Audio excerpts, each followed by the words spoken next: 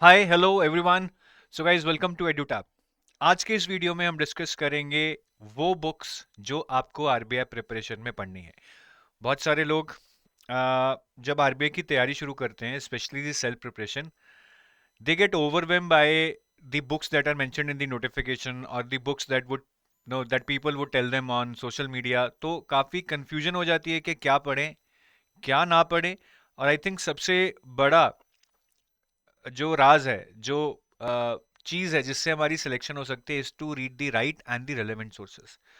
तो इस वीडियो में हम यही डिस्कस करने वाले हैं कि सबसे पहले हमारे RBI grade B phase one phase two में कौन से सब्जेक्ट्स हैं, और quant, reasoning, English, GA, management, finance, ESI, English की हमें कौन सी बुक्स, कौन सी वेबसाइट्स, कौन से न्यूज़पेपर्स हमें रेफर करने हैं। बिकॉज आरबीआई एक ऐसा एग्जाम है जिसमें सिर्फ बुक्स पढ़ के कुछ नहीं होने वाला, आपको बुक्स के साथ वेबसाइट्स, न्यूज़पेपर्स भी बहुत सारे रेफर करने पड़ेंगे।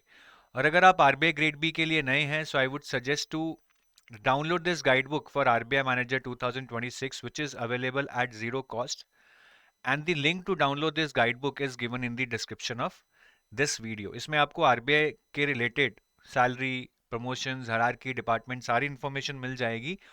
और साथ में अगर आप प्रिपरेशन शुरू करते हैं तो आपको पीवाईक्यूज, डिकोडेड सिलेबस और list of free set of resources जो आप सेल्फ प्रिपरेशन में यूज कर सकते हैं, वो भी आपको इसमें मिल जाएगी।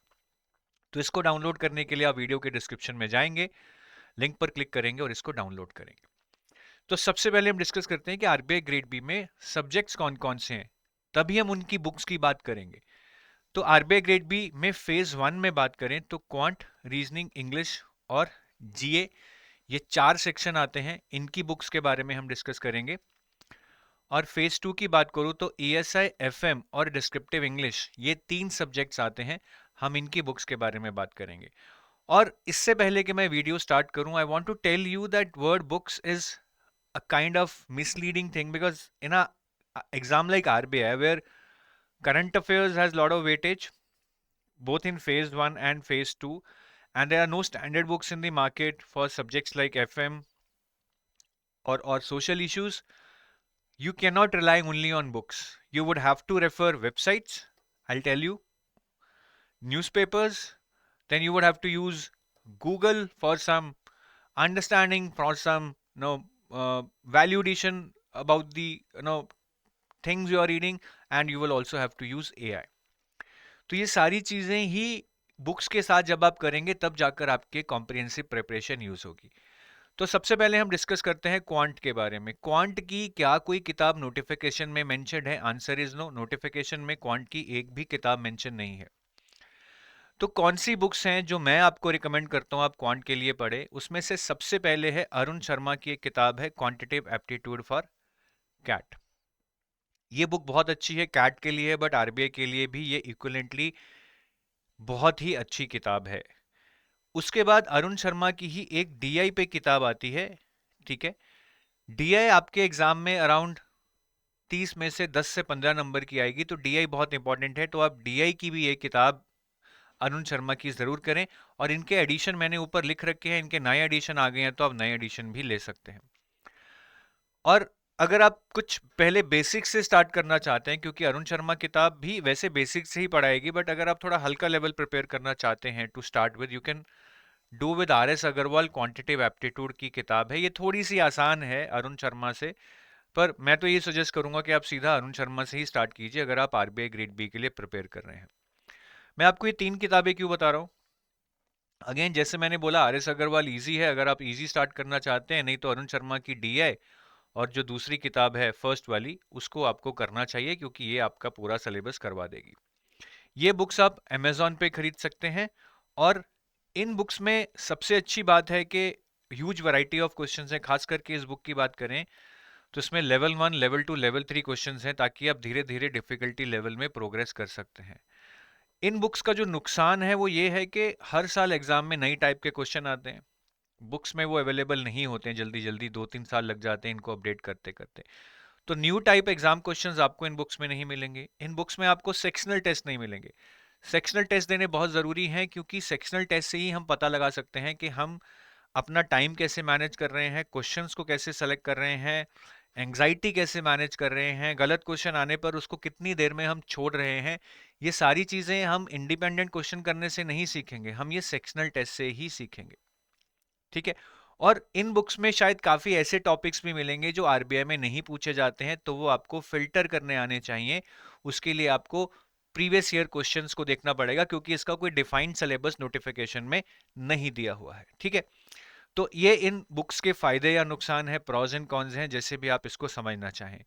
तो मैं यही सजेस्ट करूंगा कि इन बुक्स के अलावा आप सेक्शनल टेस्ट जरूर दें, ताकि आप उनमें न्यू एग्जाम टाइप क्वेश्चंस कर सकें, और एक टेस्ट सीरीज ले लें। टेस्ट सीरीज में आपको फुल लेंथ मॉक्स मिल जाएंगे, जो बहुत ज़रूरी हैं अगेन एग्जाम में जाने से पहले उनको अटेम्प्ट करना, ताकि आप देख पाएं कि आप टाइम एंग्जाइटी कैसे मैनेज कर रहे हैं, क्वेश्चंस को कैसे सेलेक्ट कर रहे हैं। तो एक टेस्ट सीरीज आप ज़रूर कर लें, जिसमें आपको सेक्शनल टेस्ट और फुल लेंथ मॉक्स दोनों मिल जाएंगे। अब हम रीजनिंग की बात करें, तो रीजनिंग की भी नोटिफिकेशन में कोई भी किताब मेंशन नहीं है। मैं आपको दो किताबें बताऊंगा। आर एस अग्रवाल की verbal and non verbal reasoning की किताब आती है, काफी अच्छी किताब है। फिर लॉजिकल रीजनिंग की एक अलग किताब आती है अरुण शर्मा की, ये भी आप कर सकते हैं। तीसरी किताब वही है जो मैंने क्वांट के लिए बताई थी, ये मैं सिर्फ इसलिए बता रहा हूं क्योंकि इस किताब में एक इनइक्वालिटी टॉपिक है जो आपका रीजनिंग में आता है, तो वो वाला टॉपिक आप रीजनिंग के लिए इस किताब से कर सकते हैं। नहीं तो first two books are more than sufficient to cover your entire syllabus. चाहे वर्बल रीजनिंग हो, चाहे नॉन वर्बल हो, चाहे लॉजिकल हो, इन दो किताबों से आप उसको आसानी से कर सकते हैं। ये तीनों किताबें भी आप अमेजोन पे ले लेंगे। इनके भी प्रॉज एंड कॉन्स वही हैं भैया, अच्छे क्वेश्चंस हैं, टॉपिक सारे कवर्ड हैं, बट कॉन्स यही हैं कि इसमें आपको सेक्शनल टेस्ट नहीं मिलेंगे, न्यू एग्जाम टाइप क्वेश्चंस नहीं मिलेंगे।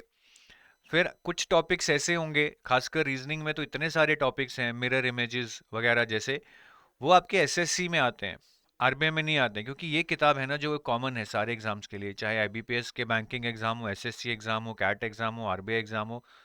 तो बहुत सारे टॉपिक्स जो आरबीआई में नहीं आते हैं वो आपको फिल्टर करने पड़ेंगे, उसके लिए आपको प्रीवियस ईयर क्वेश्चंस आरबीआई के देखने पड़ेंगे।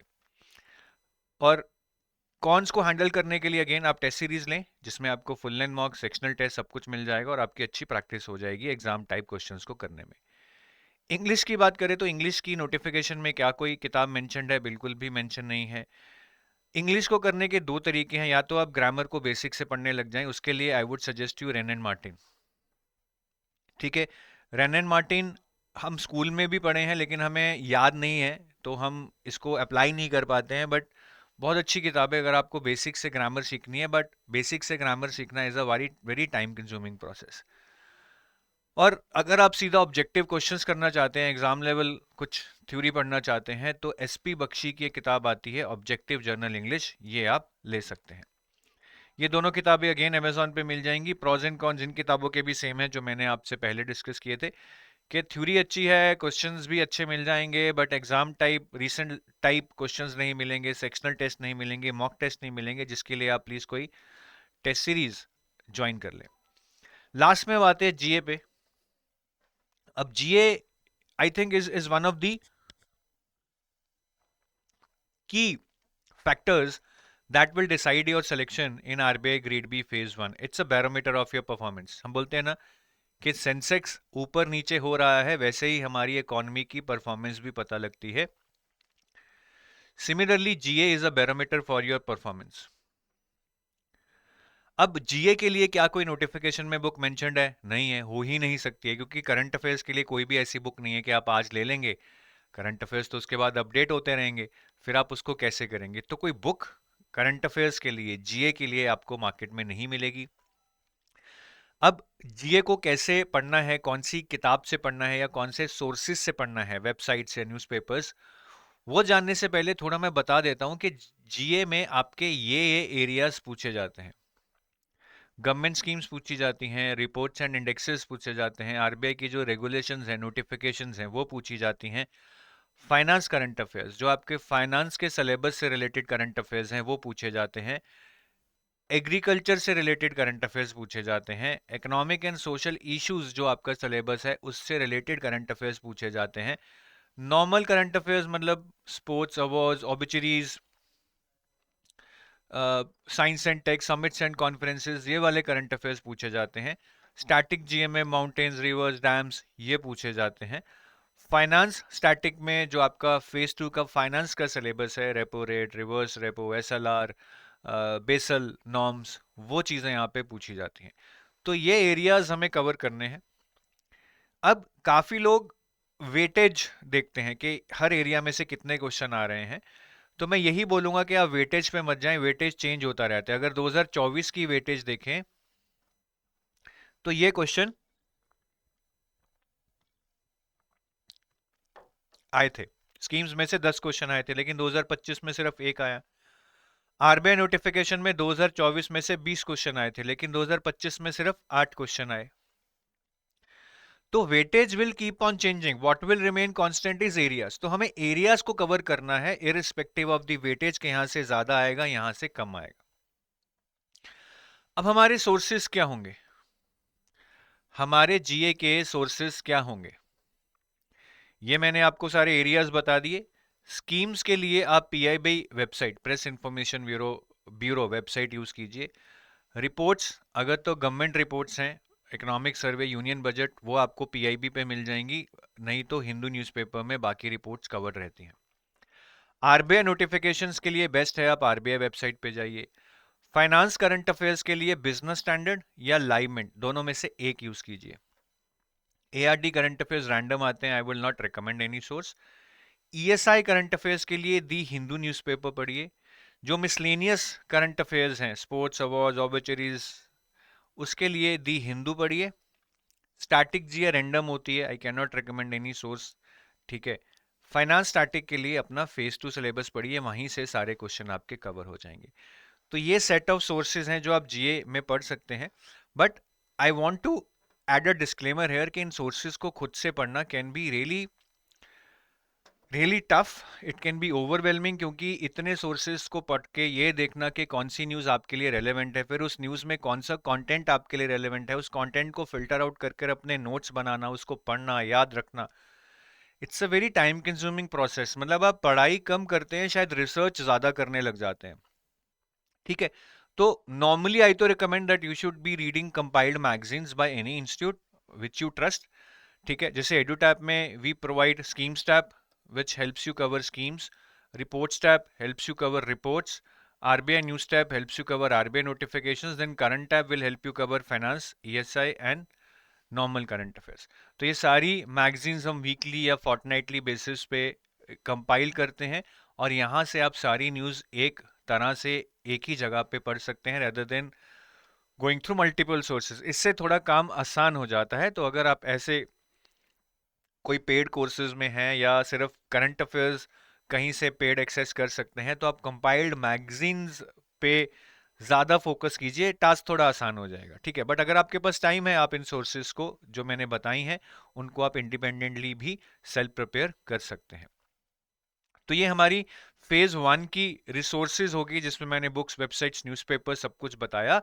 अब हम फेज 2 में जो हमारे 3 सब्जेक्ट्स हैं, ईएसआई, एफएम और डिस्क्रिप्टिव इंग्लिश, इनके बारे में बात करेंगे। स्टार्ट करेंगे हम सबसे पहले एफएम से। तो एफएम में मैनेजमेंट में तो कोई बुक नोटिफिकेशन में ऐसा मेंशन नहीं है, बट फाइनेंस की कुछ बुक्स नोटिफिकेशन में मेंशन है। तो क्या हमें ये बुक्स पढ़नी चाहिए? देखिए, अब मैं आपको फाइनेंस में अगर बुक्स दिखाऊं, सबसे पहली बुक्स है monetary theory and public policy by Kenneth Kurihara, Indian economy by Misra and Puri, economic growth and development by Meier and Baldwin, financial management by Prasanna Chandra. मैं इनमें से कोई भी बुक आपको रिकमेंड नहीं करूंगा। क्या ये बुक्स अच्छी नहीं है? भैया बहुत अच्छी बुक्स हैं। मतलब जैसे मिशा एंड पुरी बहुत अच्छी बुक है, प्रसन्ना चंद्रा मैंने अपनी एमबीए में पढ़ी है, बहुत अच्छी बुक है। तो मैं आपको क्यों बोल रहा हूँ कि आप मत पढ़िए?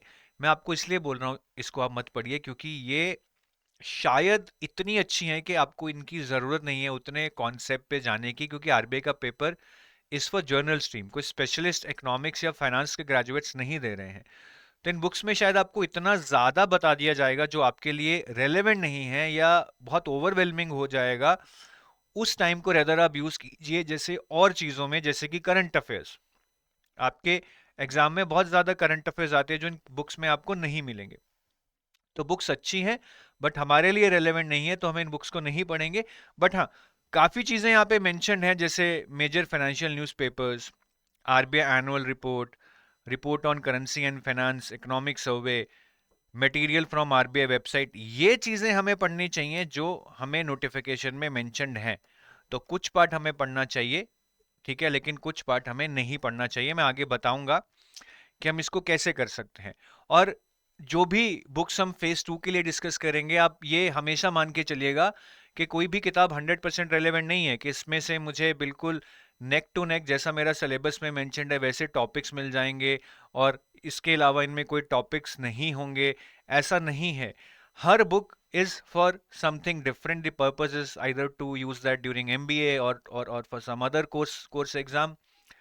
तो आरबीआई के लिए उसको रेलेवेंट बनाने के लिए हमें सिलेबस और पीवाई क्यूज को यूज कर कर उसमें से कंटेंट फिल्टर करना पड़ेगा।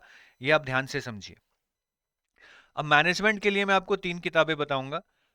Principles and practices of management by L M Prasad, और एल एम प्रसाद की एक और किताब है ऑर्गेनाइजेशनल बिहेवियर। ये दोनों किताबें आप एल एम प्रसाद की पढ़िए। L M Prasad is a Indian author, very good writing style, good examples, आपको पढ़ने में कभी भी मुश्किल नहीं होगी। मैनेजमेंट में आपका बिजनेस एथिक्स और कॉर्पोरेट गवर्नेंस भी है, उसके लिए आप बी एन घोष की किताब पढ़ सकते हैं। तो ये बेसिकली हमारा मैनेजमेंट का हो गया। बाकी मैनेजमेंट में अगर आप डिस्क्रिप्टिव के लिए कुछ केस स्टडीज या बेटर एग्जांपल्स पढ़ना चाहते हैं तो निहारिका वोरा की एक किताब आती है स्टीफन पी रॉबिन्स के साथ, जिन्होंने को ऑथर की है ये। तो स्टीफन पी रॉबिन्स ओबी के बहुत बड़े ऑथर हैं, तो उसको इंडियन कॉन्टेक्स्ट में अडेप्ट करने के लिए निहारिका वोरा ने उनके लिए ये बुक को ऑथर की है। तो ये आपको डिस्क्रिप्टिव के लिए थोड़ा अच्छा केस स्टडी मटेरियल दे देगी, और ये सारी किताबें आप अमेजोन पे बाय कर सकते हैं। ये सारी किताबें वैसे तो अच्छी हैं, जैसे मैंने बोला इजी लैंग्वेज में है, बट अगेन इसमें शायद exam type case study based objective questions नहीं मिलेंगे। कुछ टॉपिक्स जो एग्जाम में आते हैं इन बुक्स में नहीं मिलेंगे, तो शायद आपको थोड़ा सा इंटरनेट से एक्स्ट्रा रीड करना पड़ेगा। और डिस्क्रिप्टिव कंपोनेंट के लिए ये किताबें आपको ज़्यादा हेल्प नहीं करेंगी, उसके लिए आपको थोड़ा सा अपने आप मेहनत करनी पड़ेगी। अब हम आते हैं फाइनेंस की बुक्स पर। सबसे पहले अगर आप फाइनेंस का पेपर देखेंगे, it's a mix of current and static. ठीक है, नॉर्मली 50% स्टैटिक और 50% करंट आता है। हालांकि 2025 का पेपर देखिए अगर, तो आई थिंक 75% स्टैटिक आया था और सिर्फ 25% करंट आया था। बट ये फिगर चेंज होती रहती है, ठीक है। यू कैन नॉट से कि अब इस बार ऐसा आया तो अगली बार भी ऐसा ही आएगा। तो ओवरऑल अगर मैं एक एक एवरेज केस लेके चलूं, फाइनेंस ऑब्जेक्टिव में जो कि अराउंड 25 मार्क्स का आता है, उसमें से स्टैटिक और करंट 50-50%, और डिस्क्रिप्टिव में भी जो 25 मार्क्स का आता है, स्टैटिक एंड करंट 10 और 15 मार्क्स इस तरह से डिवाइड हो सकते हैं, बट दैट्स ओके। अब मैं अगर ऑब्जेक्टिव पेपर जो आता है उसमें स्टैटिक पार्ट मुझे कवर करना है, तो कौन सी बुक्स मैं यूज करूंगा? There is no single book in the market which can help you cover finance syllabus, because it is very generic banking और जनरिक इकोनॉमी और generic finance that they want you to study. उसके लिए कोई particular book नहीं है जहां पे वो सारे टॉपिक्स आपको लाइन बाय लाइन मिल जाएं। तो ये IIB एग्जाम होता है, उसके लिए हम ये 3 किताबें जो पढ़ते हैं वही आप फाइनेंस ऑब्जेक्टिव स्टैटिक के लिए पढ़ सकते हो। मैकमिलन पब्लिकेशंस की ये किताबें हैं। Indian economy and financial system आप पढ़ सकते हैं, इसमें से आप basically inflation, union budget, fiscal policy वगैरह पढ़ सकते हैं। फिर principles and practices of banking में आपको कुछ टॉपिक्स आपके सिलेबस के मिल जाएंगे, और accounting and financial management for bankers में से आपको अकाउंट्स के जो टॉपिक्स हैं, income statement, balance sheet, cash flow, ratios, वो आपको यहाँ से हो जाएंगे। और कुछ टॉपिक्स इन तीनों किताबों में नहीं मिलेंगे, वो आपको इंटरनेट से करने पड़ेंगे, गूगल करने पड़ेंगे। ये तीनों किताबें आपको अमेजोन पे मिल जाएंगी। अब फाइनेंस में जो ऑब्जेक्टिव पार्ट में करंट अफेयर्स आते हैं, उसके लिए मैं ये कुछ एरियाज आपको बताऊंगा जो आपको प्रिपेयर करने हैं, और उसकी सोर्स भी बताऊंगा। आरबीआई नोटिफिकेशन आप आरबीआई वेबसाइट से पढ़ सकते हैं, ठीक है। ये आपके आरबीआई के जो नोटिफिकेशन है उसमें भी लिखा है कि आप आरबीआई वेबसाइट को पढ़िए। सेबी की रेगुलेशन सेबी वेबसाइट या लाइवमिंट में से पढ़ सकते हैं। सेबी की रेगुलेशंस भी आजकल एग्जाम में काफी पूछी जा रही हैं।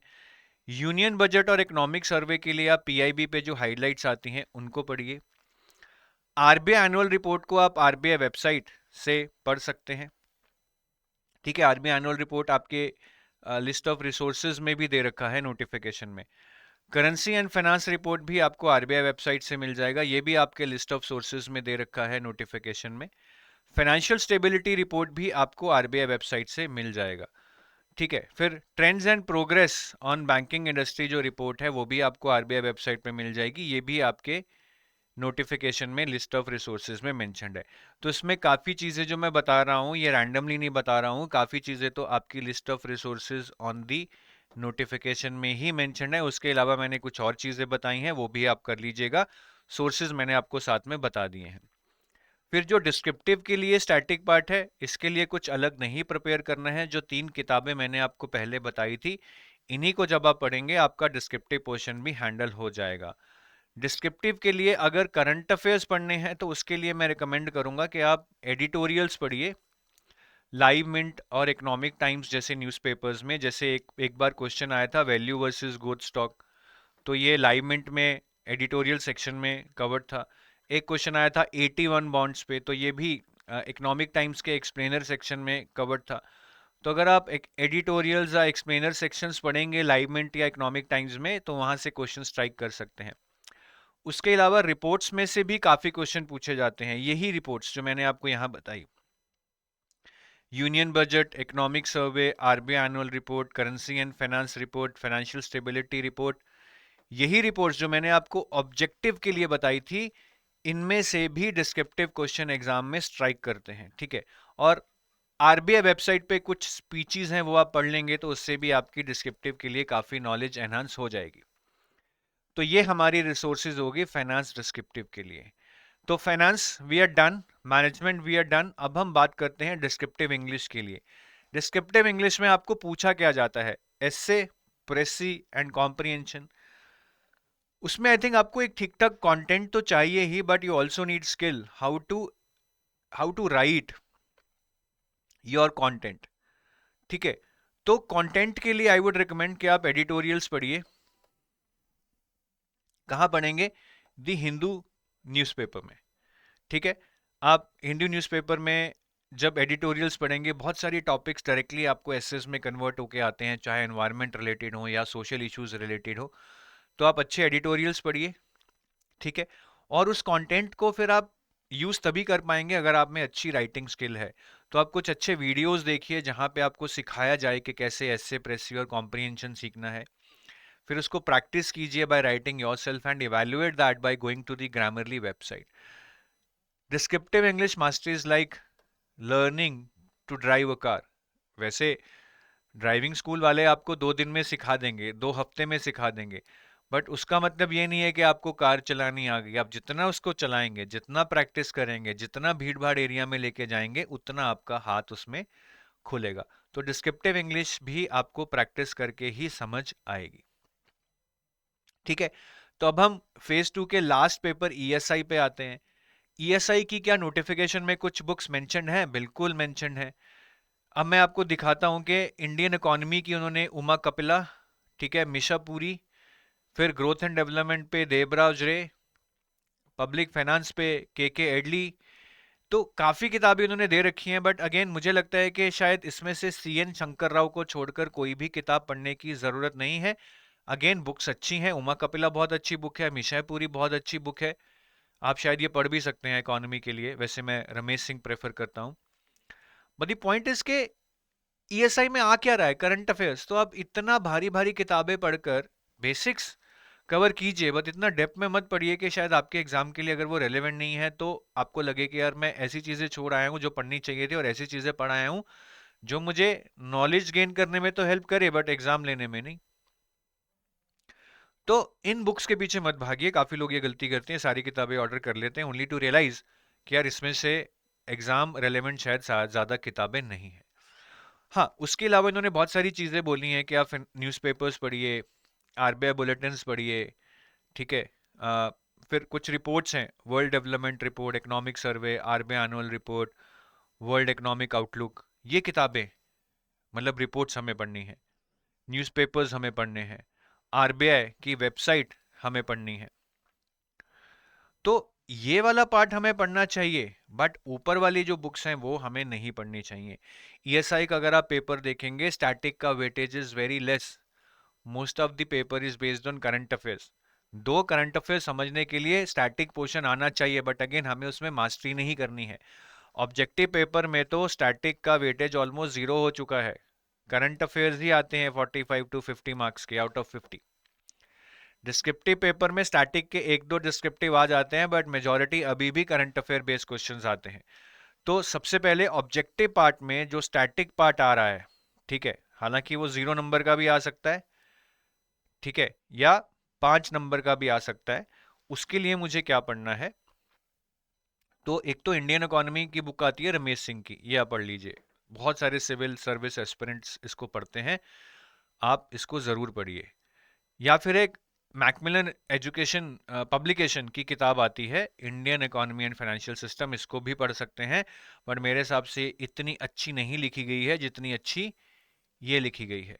फिर सोशियोलॉजी पे सीएन शंकर राव, जो आपकी लिस्ट ऑफ रिसोर्सेज में भी मेंशन्ड है, जो मैंने आपको दिखाया था, ये किताब आप सोशियोलॉजी मतलब सोशल इश्यूज के लिए पढ़ सकते हैं।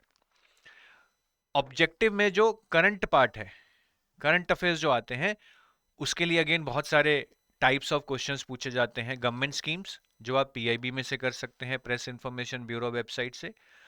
रिपोर्ट्स आप हिंदू न्यूज़पेपर से पढ़ सकते हैं। ईएसआई करंट अफेयर्स, जो आपके ईएसआई से रिलेटेड करंट अफेयर्स हैं, सिलेबस से रिलेटेड करंट अफेयर्स हैं, हिंदू न्यूज़पेपर से कर सकते हैं। Economic survey and union budget आप पीआईबी पे जाकर हाइलाइट्स पढ़िए, ठीक है, ये आपके इसमें ही दिए हुए हैं इकोनॉमिक सर्वे, ठीक है, मैं अलग से नहीं बता रहा हूँ। वर्ल्ड डेवलपमेंट रिपोर्ट यहाँ पे दी रखी है, वर्ल्ड डेवलपमेंट रिपोर्ट कहाँ गई, ये रही, तो ये वर्ल्ड बैंक की वेबसाइट पे जाकर। वर्ल्ड इकोनॉमिक आउटलुक ये दे रखा है, IMF website. RBI annual report, RBI website. Trends and progress of banking in India, RBI website, ठीक है। Currency and finance, RBI website. ये सारी रिपोर्ट्स तो कॉमन है, जो हमने फाइनेंस में डिस्कस की थी, वही इकोनॉमिक्स के सिलेबस में भी इन्होंने दे रखी हैं, कुछ अलग नहीं है ये। तो ये सारी चीज़ें हमें पढ़नी है, यहाँ से क्वेश्चंस भी आएंगे और मैंने सोर्सेज भी आपको बता दी हैं। डिस्क्रिप्टिव पार्ट के लिए जो स्टैटिक पार्ट है, उसके लिए कुछ नहीं, यही दो किताबें पढ़ लो जो मैंने पहले बताई हैं, यहीं से आप स्टैटिक क्वेश्चन भी कर पाओगे। जो करंट अफेयर बेस्ड क्वेश्चन आते हैं, अगेन उसके लिए या तो एडिटोरियल्स पढ़ लीजिए हिंदू न्यूज़पेपर में, या रिपोर्ट्स पढ़ लीजिए, ठीक है। बहुत सारे क्वेश्चंस, मतलब ये यूनियन बजट में से क्वेश्चन आया था लास्ट ईयर, ठीक है, करेंसी एंड फाइनेंस रिपोर्ट पे क्वेश्चन आया था, तो ये सारे रिपोर्ट्स में से हैं, ठीक है। और एडिटोरियल्स में से भी कुछ क्वेश्चंस आ जाते हैं कभी कभार, तो आप एडिटोरियल्स भी जरूर पढ़िए जो आपके न्यूज़पेपर्स में आ रहे हैं, खास करके दी हिंदू में। तो ये सारी सेट ऑफ रिसोर्सेज होगी। ये इकोनॉमिक सर्वे से क्वेश्चन आया था, women lead development in rural India. तो इकोनॉमिक सर्वे तो हमारी लिस्ट में है ही, रिपोर्ट्स अगर आप देखेंगे, ये देखिए। तो जो मैं कह रहा हूं कि आपको डिस्क्रिप्टिव के लिए रिपोर्ट्स पढ़नी है, वो यही रिपोर्ट्स हैं जो मैंने यहां पे लिखी हैं, ठीक है। तो इसके अलावा आपको क्या कुछ पढ़ना है? मोस्टली इन किताबों से आपका सारा हो जाएगा, जो मैंने न्यूज़पेपर्स बोले हैं या वेबसाइट्स बोली हैं। बट प्रिपरेशन होगी, प्रिपरेशन करते हुए हमें मॉक्स भी देने होते हैं, प्रैक्टिस क्वेश्चंस भी करने होते हैं। तो आप प्लीज़ कोई क्वालिटी टेस्ट सीरीज ज़रूर लीजिए, जहाँ से आप चैप्टर वाइज प्रैक्टिस क्वेश्चंस कर पाएँ, सेक्शनल टेस्ट और फुल लेंथ मॉक्स दे पाएँ, या चैप्टर वाइज मॉक्स दे पाएँ। वो बहुत ज़रूरी है, ताकि आप अपनी प्रिपरेशन में एप्लीकेशन सीख पाएँ और इवैल्यूएट भी करवाएं कि आपकी प्रिपरेशन कैसी चल रही है। अगर आप आरबीआई के लिए 2026 के लिए कोर्सेज एवेल्युएट कर रहे हैं, तो हमारा गोल्ड कोर्स है और हमारा सिल्वर कोर्स है। Gold is basically phase 1 plus 2 plus interview, पूरा कॉम्प्रिहेंसिव कोर्स रहेगा। Silver is basically phase 2 plus interview. Silver में आपको फेज 1 का क्यूआरई नहीं मिलेगा, हाँ, जो आपका जीए सेक्शन है वो आपको मिल जाएगा फेज 1 का सिल्वर कोर्स में भी, क्योंकि ये जो फेज 2 के करंट अफेयर्स हैं उनसे ओवरलैप करता है। तो आप हमारी वेबसाइट पे जाकर कोर्सेज एक्सप्लोर कर सकते हैं and decide as per your own preference. For now I take your leave, thank you, have a nice day, bye bye.